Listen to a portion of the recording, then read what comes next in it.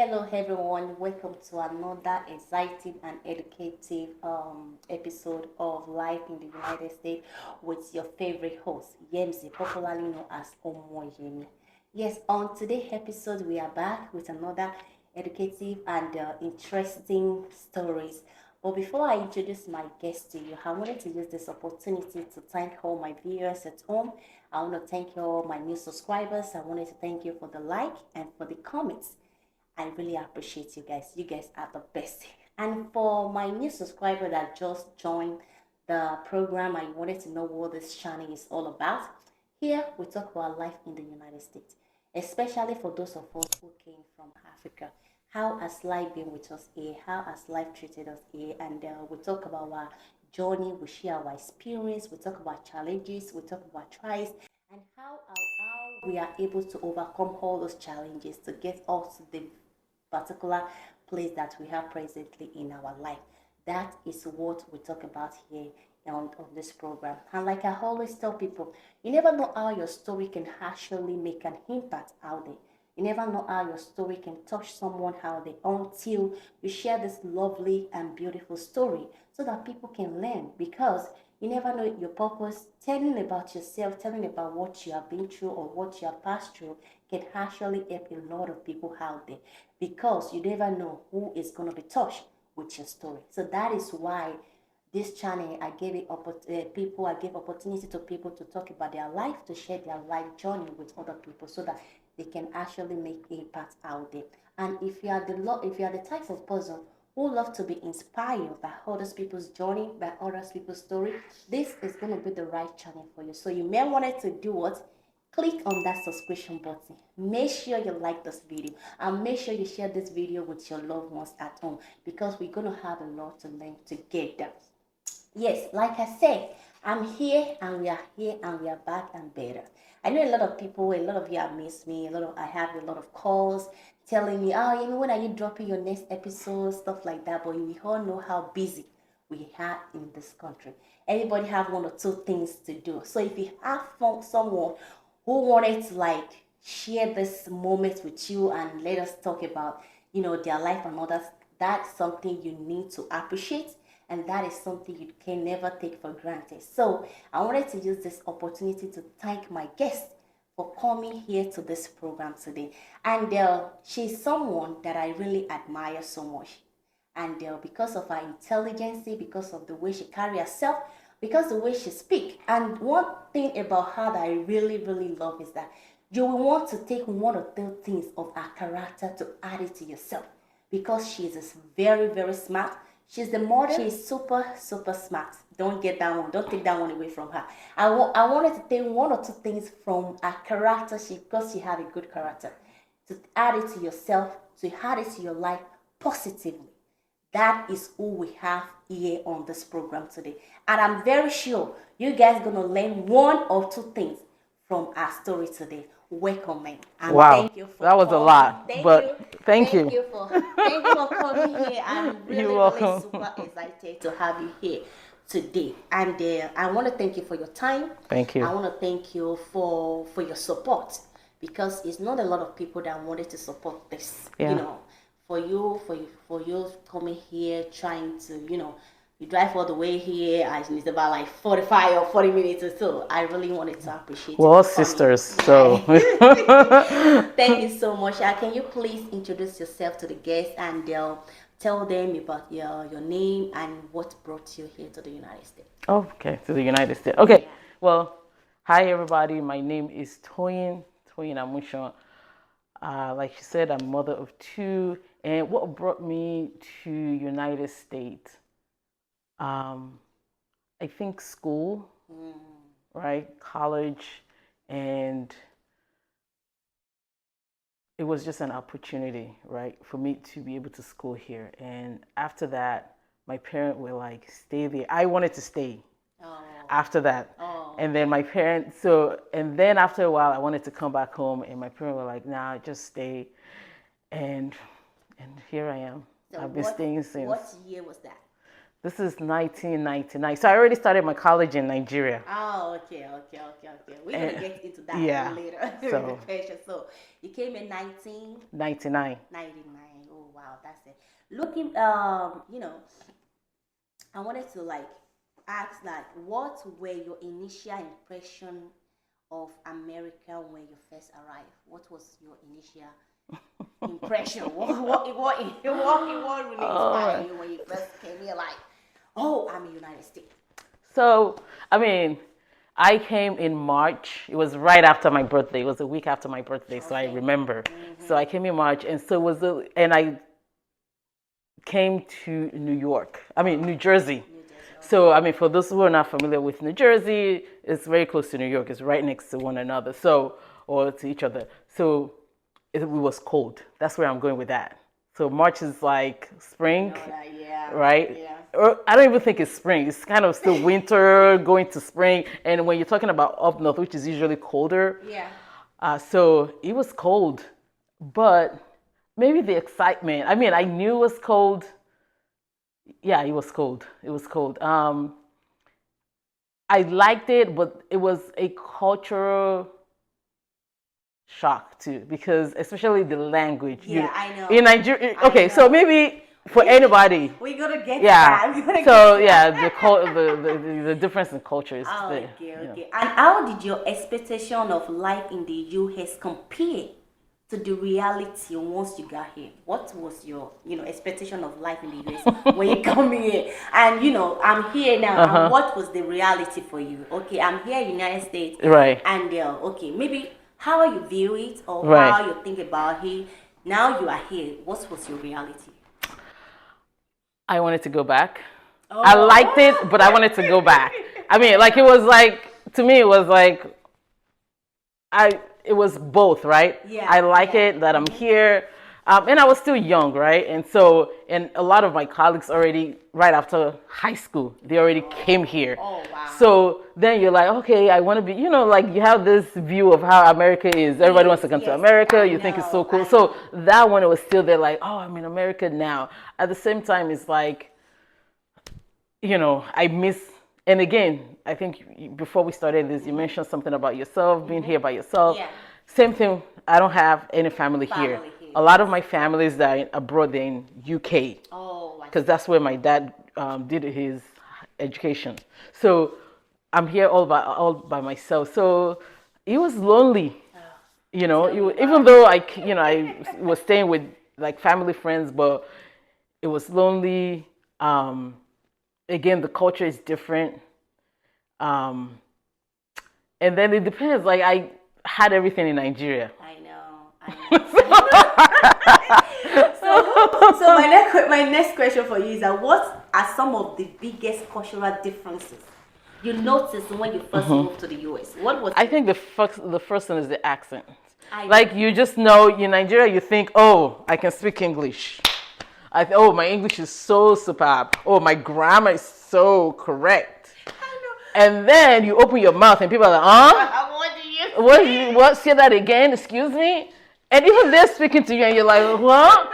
So it was like, oh my God. And then they laugh at you in your face. Like you say something and you you mean this. So it was like so embarrassing. Can I say something? I'm sorry. Oh, I remember the first time I came here and my auntie husband came to pick me up at the airport. So, he was talking to me all the way, but hardly I can even hear two things that he said. Yeah. I said, is this man rapping or what? But whenever he says something, I'll just shake my head like, okay, I had it. Okay, I didn't hear nothing that he said. I can only be like 2 words. Wow. So when I get home, I told my aunt, I said, hey, Joe, kill up so now. So my auntie that told her husband like, do you believe that you don't even hear anything that you said in the car? But that is how yes. Yes. And some people they be like, because even where I'm working, some of them are like, oh Yemi, I love your accent and all that, but I don't see nothing different in what I'm saying. Right. I don't have to like speak American English. But once I'm comfortable in what I'm saying and you are able to hear and understand what I'm saying, that's what matters to me. Yeah, absolutely. So, how did you adapt to the cultural differences you encounter in the United States? How were you able to adapt to that? Um, I don't know if I don't know if I intentionally tried to adapt to it. I think I just lived, right? Yeah. Like you go to the store, it is what it is, right? Whatever clothing they're selling, you kind of have no choice. So that's what you start wearing. It's not like Africa that you can price something. Here, once they Right. put their price on it, that's how much That's you get. yeah. So, So there's no. It just I just lived. I mean that's just the way to put it. I lived. Yeah. okay. And how has the African community in the US supported you in your transition and adaptation process? Did they help you in any way or So for me, it was different okay? because the people that I stayed with, they were really into African culture, the African society. Oh. Okay. Yeah. Okay. So they were more. I mean, it's a big family. Their family is big, Okay. so they kind of hung out with each other, and then just like you, a lot of them kind of dated because we're still young then. A lot of them kind of dated people that were non-Nigerians. Oh, I see. I see. So the only place where I kind of encountered the Nigerian culture was when I was when I went to school. So I did like 2-year college before I went to 4-year college. So in that 2-year college, there were a lot of Nigerians. So that's where I was able to mingle with some Nigerian. But outside of that, yeah, I wish I did because now I'm in the church that we go to, right? I'm in the Nigerian community. I'm like, oh, I wish I had this, but I didn't have this until now. Oh wow. Yeah. Wow. Yeah. Since you've been here. Yeah. Oh wow.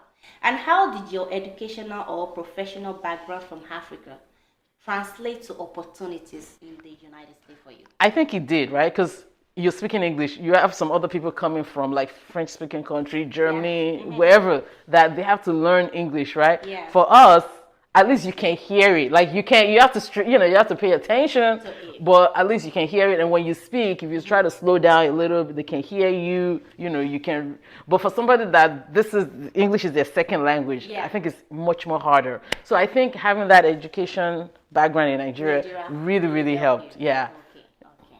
And what have been some of the professional challenges or success you have experienced in the United States? You mean coming or now? Now, that you are here now. Okay, and this has nothing to do with me coming from. You can also share your experience back in Africa. Yeah. And all that. Well, I don't have too much. I was a student in Nigeria, Yeah. so when I came here, I was a student, so I didn't have any professional experience in Nigeria. When I say professional challenges, and I mean presently maybe where you are working, or stuff like that.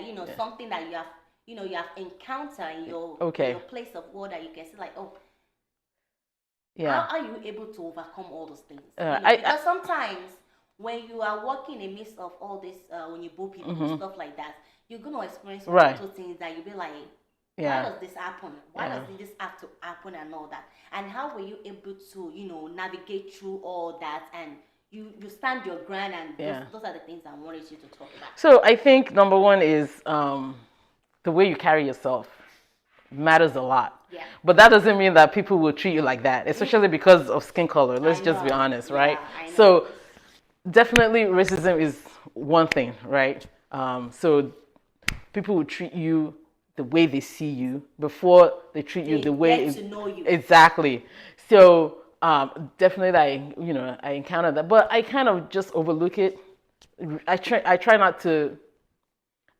Yeah, I overlook it and I try not to make it a big deal because I'm like, okay, you get to know me, and once you get to know what I do, then it will be kind of second place. And even if it's not second place, that's okay. I'm here to do a job. Yeah. I'm gonna do my job, and that's all I can do. Right.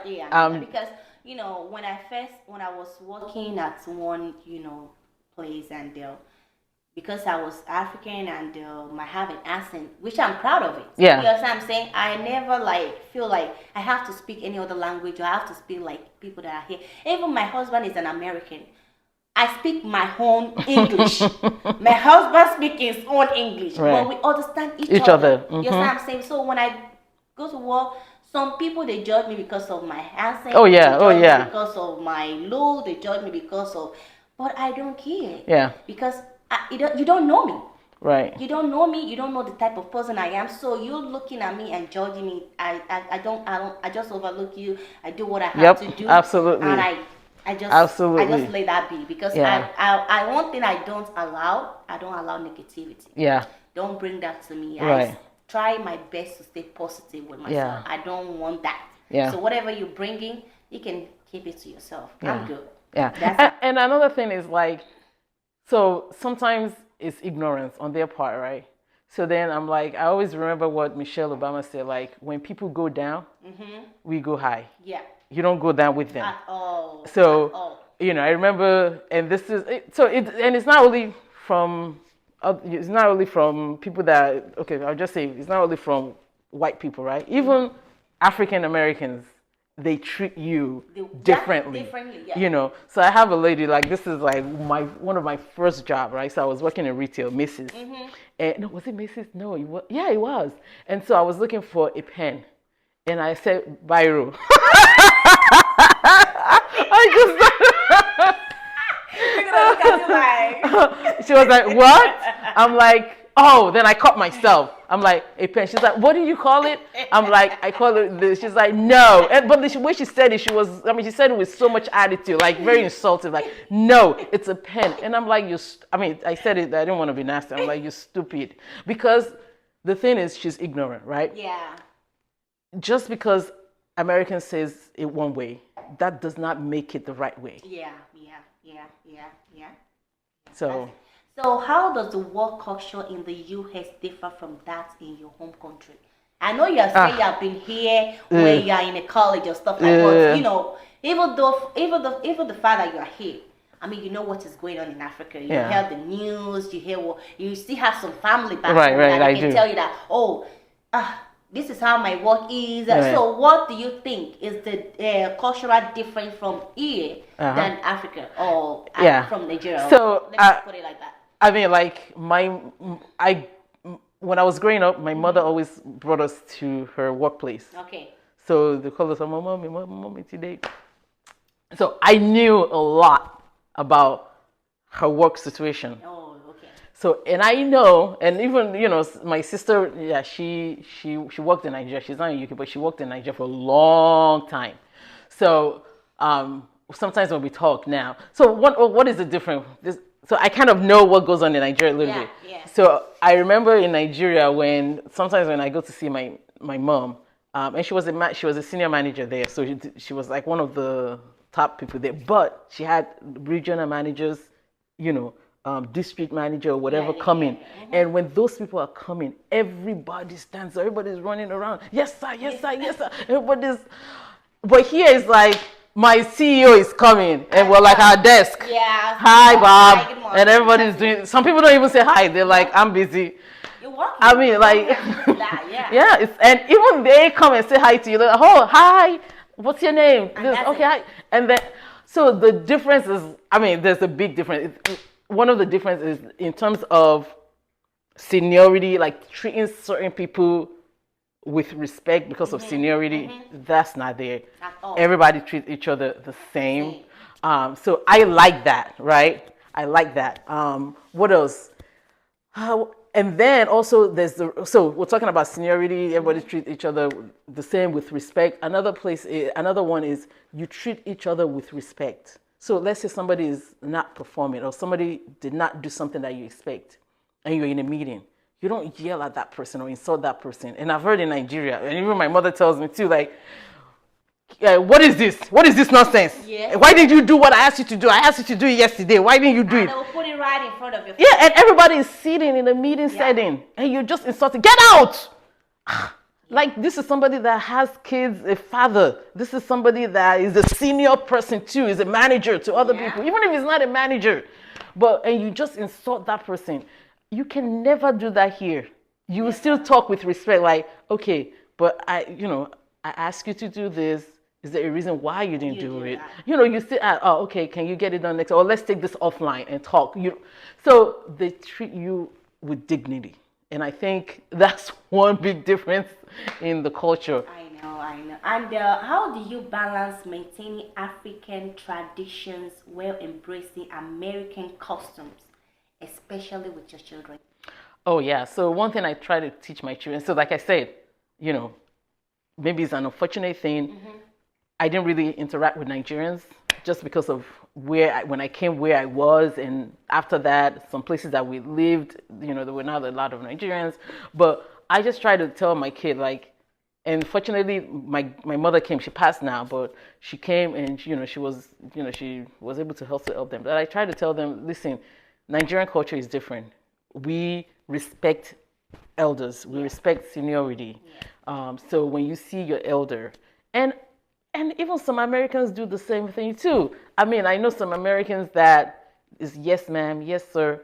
So it's not lost. So I try to tell them you have to treat your adult with seniority. If you see somebody, try to say hi, hello. Even if you don't use the sir or the ma, just say hello, how you doing? If somebody greets you, try to like bow, like show them that you respect them, because that's our culture, right? In Nigeria, you actually prostrate or you kneel down. So just try to bow or something. Don't just look straight into the eye. Show them that you understand the culture and you respect them.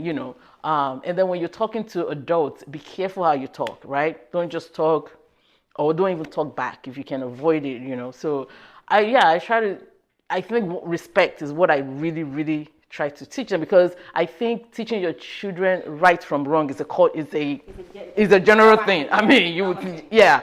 So, but that aspect of respecting elders is really, really what I try to get them to understand. Like, it's a different culture.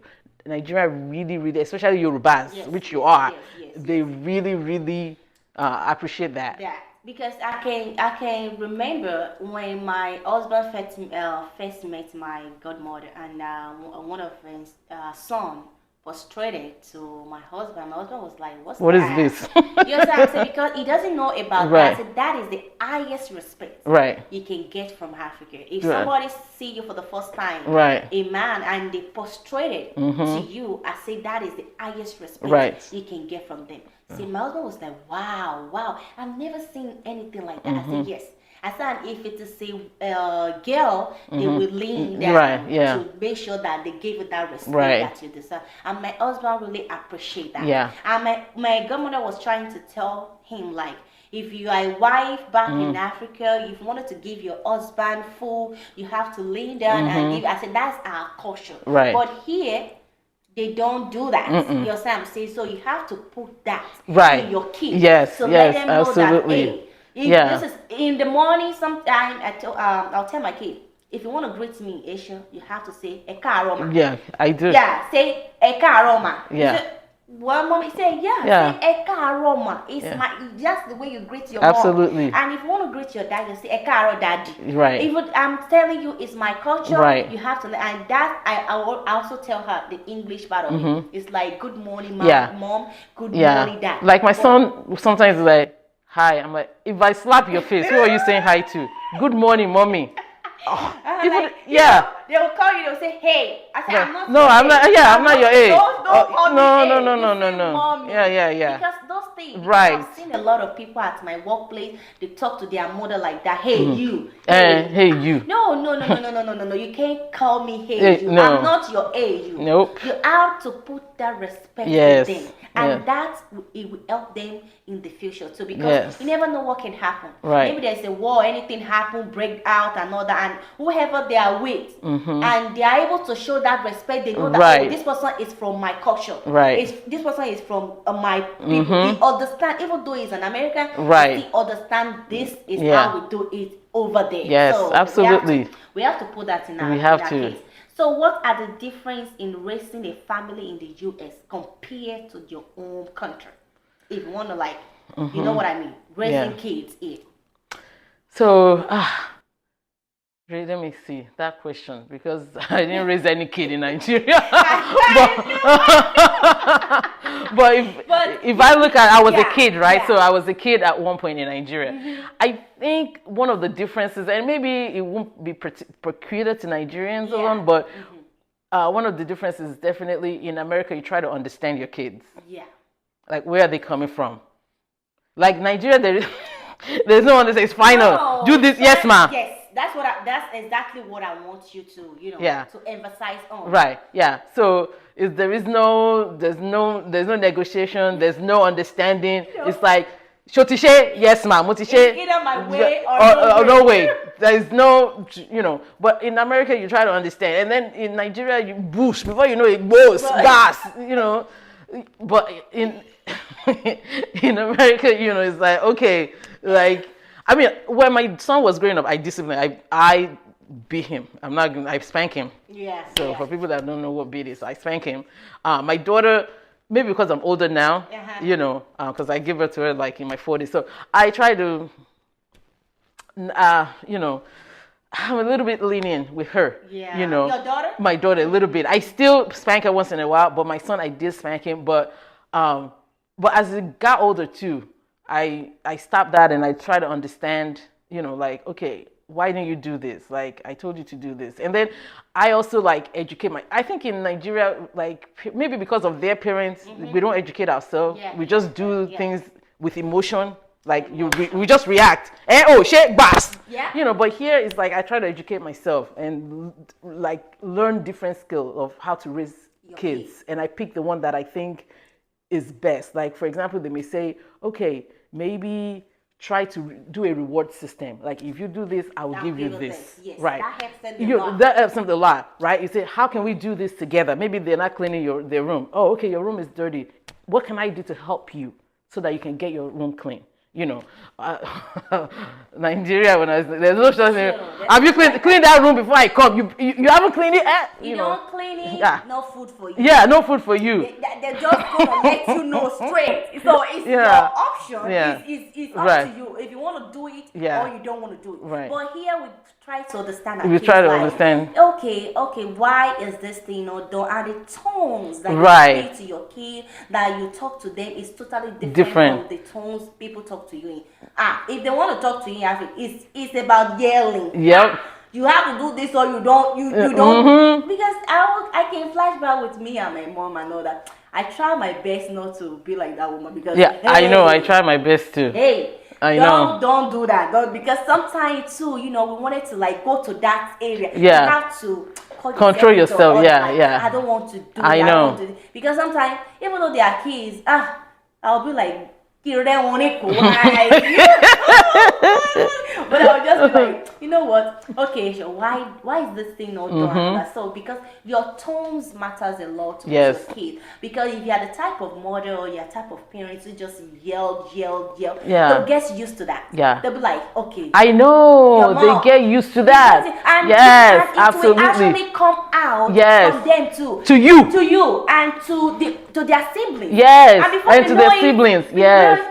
They will be talking to their siblings. Yelling. You're talking. And like, how can you correct them? Like, that is what you do. Yeah. This is what I'm doing, and absolutely. Now I see it in my kids. Yes. So as a parent, sometimes we need to try our best. We can parent our children. We can parent our kids and all that, but it depends on how we do it. Yeah. Because at the end of it, you don't want your kid to resent you. No. You don't want them to be like, absolutely. Oh, I can't stand my mom. Right. I can't stand my dad. Yeah. So you're doing what is good. To you, you're doing what is right to you. But to those kids, they don't see it like that. Right. Because they believe they have feelings. They're human beings. Human beings now. You can do it. Yes. So as a parent, I mean, I used to yell like my kids, and actually, like as a Christian, God convicted me. That there's a better way. Just what you said was so important. Like you are supposed to be somebody that they look up to. And if you can't say, do what I say and don't do what I do. That doesn't work. It doesn't work. So if you don't want them yelling at other people, they grow up and they're yelling at their kids, yelling at their spouse. It's not that they intentionally mean to yell at the spouse, but that's all they know. When there is problem, they just know to yell to get the problem resolved. But that's not what you want. So you have to control yourself and say, okay, how do I want my child to relate to their siblings, other people? I don't want them yelling when they want to resolve Issues, conflicts or yeah, issues. yeah, Yeah. yeah, So yeah. That's very important. And what advice would you give to Africans who are looking to advance their careers in the US? What advice do you have for those people? You know, trying to relocate, come here to start all over or to start their education and all that. Because you came from yeah, Africa yeah. I to can. Well, I yeah, was almost through college, right? yeah. I had to start all over again. So it's two different systems. Okay. Be ready to start over. I mean, I think that's what I can say.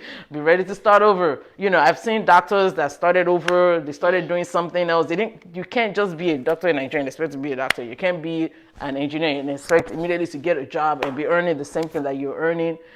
Be ready to start over. That doesn't mean that you won't get to that level. It's just that be ready to start over. Over Yeah. again. So I mean, a lot of people end up going to school for something, even if it's like 2 years to get some kind of certification Yeah, yeah. or a degree, but or master's. But be ready to start over. So I think that expectation that I'm gonna be, whatever it is that you're doing, I'm gonna come here and start doing that. That's not a reality. That's not, how should I put it? That's not a that expectation is not anchored in reality because they're two different systems. So Okay, I see. And what has been the most rewarding aspect of living in the US for you and your family? yeah, What is the most rewarding aspect of that? um, I mean, I like this is like my second, I guess, like almost my first country. Now I've lived more years here Yeah, than Nigeria. I see, So it's hard for me. I mean, I love Nigeria. I love the culture. I love the people. But I love America. America is a land of opportunity. Yes. It's truly a land of opportunity. Like, you can reinvent yourself. And I'm very sure maybe in Nigeria you can do that too. But and then you also meet so many people, so many different cultures. You know, you get to learn about different cultures. You see that God is big. God is a big God. He created all these people. Yeah. There is Hispanic, there is Asian. Within Asian, there is Filipino. They look different from Japanese. They look different from China. I mean, I used to think that everybody is Chinese. In that, everybody from Asia. No, they are different. They're We have different. Japanese, Yes. we have Korean, Yes. we have North Korean, Yes. South Korean, Yes. we have Chinese. Yes. You know, they are different. They're different. Different people, Yes. different cultures, and Yes. you get to learn their unique. Because even at my place of work, I have a Chinese lady. She's one of my best friend. That we talk together, we really, and you would think like maybe she knows me more than anybody. You know, we do talk, we laugh, even though they've been like me, like why are they close? Why are they close like that? I just used to like she relates with me. Right, we right. relate together, so it doesn't matter. It doesn't matter. It doesn't matter to me. So that's and looking back, what would you have done differently when you first moved to the US? I think I like the part of the cultural thing, like Nigerian culture. Like that's where you're from. They understand you, and those people have probably been here, right? Or and so they can guide you. Not that other cultures cannot, but my mother always says, and I'll say it in Yoruba, and we can interpret it like, "Ọmọ àlè ló máa ń fi ọwọ́ òsì júwe ilé bàbá." That is still where you're from. You're still a Nigerian. You still have to embrace it. You have to embrace it, and I think I wish I knew that. Like, oh, where are my Nigerian people? Yeah. You know. So you're telling me that you don't. Is it that you don't see Nigerian people or African people in your community where you first moved in? Or No. Like I said, like the school. When I went to school, there were a lot of Nigerians there. Okay, but I didn't care so much because of the people that I with. Okay, yeah, because to them it wasn't a big deal. Like again, I it was a big family, and the people that they were with, they're not Nigerians. So everything we did was like almost not Nigerian because we wanted to accommodate everybody, right? So we speak English, we dress English. Everything was about the people that they were dating at that time because none of them were married at that time. So, but I wish I actually embraced that Nigerian. I mean, I had Nigerian friends. We go to Nigerian parties, but I didn't embrace it. unlike now, like the church, I've kind of embraced the church. Like this is my people, I talk to people more. I want to, I want to relate with people more. Or like then it was like just go to school, hi, oh, do you have a party? Okay, I go to, that was it. Okay, I So see. I wish I was like in that culture, some people don't care, but I think maybe as you get older, you start, that's where you're from. You start, I don't know, that for me at this stage, like I actually appreciate that. And More. things may change, but at least in this phase that I am in life, I kind of appreciate that culture more now. So that would be my advice. And also, don't be isolated. I think I was isolated in some way. And I really, really paid the price because when I was going through some challenges, I wish there were people that I really trusted and they were there for me and I could have listened to them. They're like, no, don't do this or do this. But I didn't have that. So I was kind of isolated. So I would say, like surround yourself with very good people. And maybe good Nigerian, because I mean, good mothers, good Nigerian mothers, they'll give you good advice, they'll guide you. Yeah. So I think it's very important. So, and what can you actually say is one of the most challenging things you have ever encountered here in United States? What can you say is that is the most challenging that you find so like difficult, like but maybe through God and through your prayers and through people around you, you were able to overcome it. Most challenging. I mean, I've overcome some challenges, but I won't say it's because of maybe I'm a Nigerian. I think it would have been anybody. So It's okay, take your time. yeah, It's fine. like thinking, like I like to, that's one of the most important things in this show, like, because that is one thing I want people to actually, like, do as a take home, so that people can learn that, okay, if this person passed through this and she or he is able to overcome it, then I think I can Yeah. do that myself. I mean, I won't necessarily say it's a Nigerian thing. I would just say from a woman to, I don't know, maybe I know you probably have audiences that are male, but they have daughters, or even them themselves, they probably have wives and all that.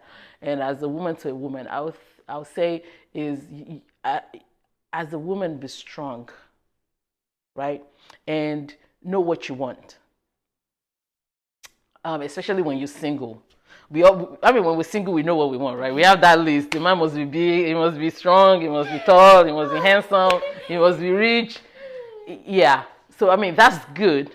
But when you meet somebody, really try to know that person and make sure that, I was reading my Bible this morning, and where I was reading was in Matthew chapter 7. I think it's is this chapter 7?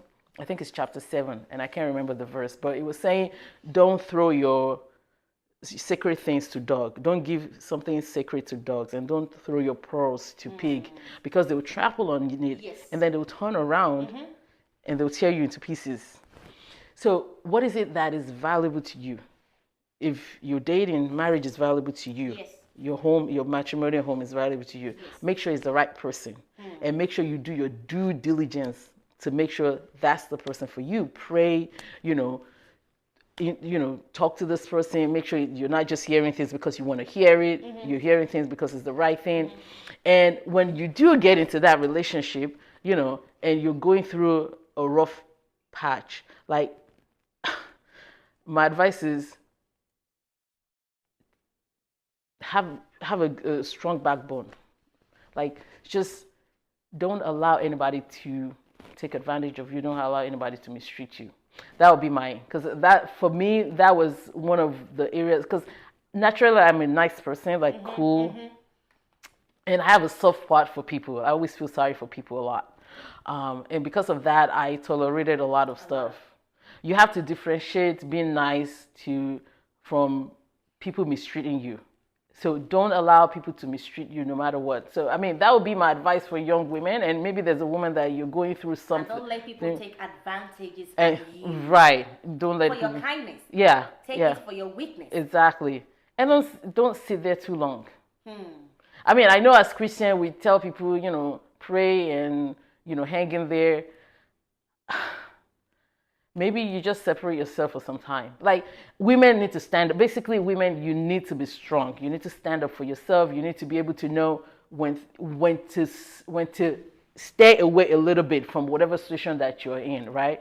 Because some abuse could be physical, but some are emotional. Yes. So what is that abuse that is going on, right? You need to be able to stand against it. I mean, I went through a lot of emotional abuse, and I was just, as a Christian, I was just sitting down there like, okay, everything is gonna be good, and it never got good, So, and again, if I've had those people, that's what I was saying. If I've had those strong people behind me, again, so don't isolate yourself. Find maybe at your church, find strong women, people that you can trust and you can share things with. They can advise you. They'll give you good advice. So those kind of people, you need them around you. And even not only relationship, businesses too. You could be having a business. If you have people that are strong and can give you advice, they can kind of guide you. This is how you can do certain things. And they can link you up with good people too. So, I mean, my advice, I mean, that would be my advice. That's because I have my own I have a YouTube channel. Yeah. And that's my ministry. My ministry is to help people, help people transform from wherever you are, whatever position that you are, you can be better. Don't stay in that position. Be a better version of yourself. So, I mean, I think I went randomly, but I hope we can take one or two things Yes. from that. Yes. So, and that is going to be held on this program today. I'm very, very sure that you guys have learned one or two things on today's episode because I have something to take home myself. So until I wanted to appreciate your time. I wanted to Thank you so much. for coming here. Oh, thank you for the having show. me. Yes, so that is gonna be it till the next time we're gonna bring you another exciting and educative program. I want you guys to stay tuned and stay blessed. Bye Yes. for now.